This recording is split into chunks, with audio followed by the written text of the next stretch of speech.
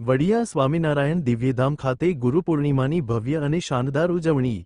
વડિયા સ્વામિનારાયણ દિવ્યધામ ખાતે આજે ગુરુ પૂર્ણિમાનો પાવન પર્વ ભારે શ્રદ્ધા અને ભક્તિભાવ સાથે ઉજવાયો। સવારથી જ ગામે ગામથી હજારો હરિભક્તો દિવ્યધામ ખાતે ઉમટી પડ્યા હતા।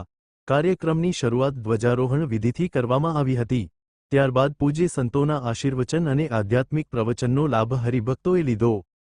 હજારો હરિભક્તોએ ગુરુપૂજન કરી પોતાના જીવનમાં સદમાર્ગે ચાલવાની પ્રેરણા મેળવી। ગુરુપૂજન બાદ તમામ ભક્તો માટે મહાપ્રસાદનું પણ આયોજન કરવામાં આવ્યું હતું। કાર્યક્રમ દરમિયાન હજારો બહેનો હરિકીર્તન અને ભજનમાં ઓતપ્રોત બની ભક્તિમય વાતાવરણ સર્જી રહ્યા હતા। સમગ્ર દિવ્યધામ જય સ્વામિનારાયણના જયઘોષથી ગુંજી ઉઠ્યું હતું।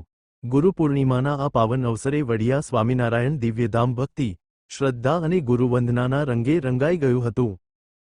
જય શ્રી સ્વામિનારાયણ।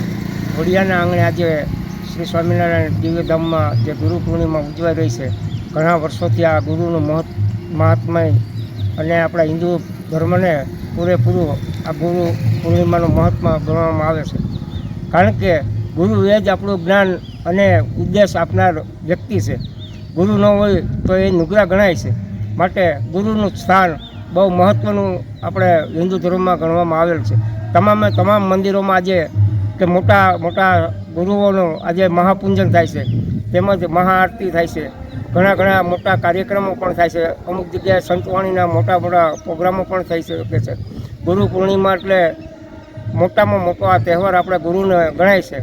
માટે આપણે ગુરુ વિના શિષ્ય એ આપણે નકામું ગણાય છે। માટે ગુરુ એ જ આપણા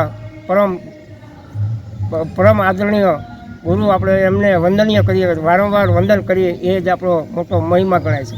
ગુરુ પૂર્ણિમા એટલે કે આપણે ગુરુ એ જ આપણા મહાન મોટામાં મોટા વ્યક્તિ ગણવામાં આવે છે। ગુરુ વગર જ્ઞાન નકામું છે। ગુરુ એ જ આપણે ગુરુનો મહિમા ઘણો મોટો